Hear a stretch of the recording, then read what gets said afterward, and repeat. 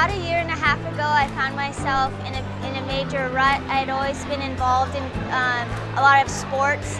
Running and soccer were my favorite things, and I participated in college athletics. And I found myself in a huge rut because I was housebound, I was crippled, I was told I was handicapped and I could never run or play sports again.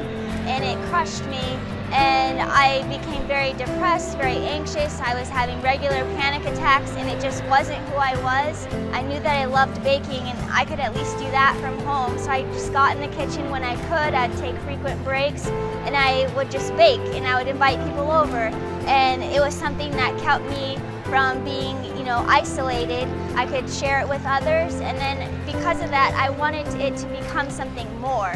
I did all the research and found out about cottage food operations, and it was perfect. You had to make labels, you had to just go through all the process, and it was something I could just sit there in my spare time while I'm stuck in bed, researching and developing, and I'm really proud to say that I finally, about a year ago, launched Baby D's Bakery.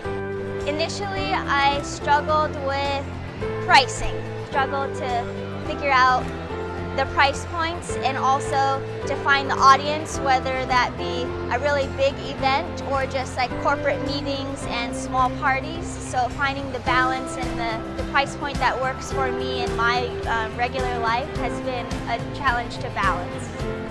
My product called Apricot Odies has been something that's intrigued everybody, and it's just a unique product. It serves both people who just want something sweet but also healthy, and it's something that reminds me of Hawaii.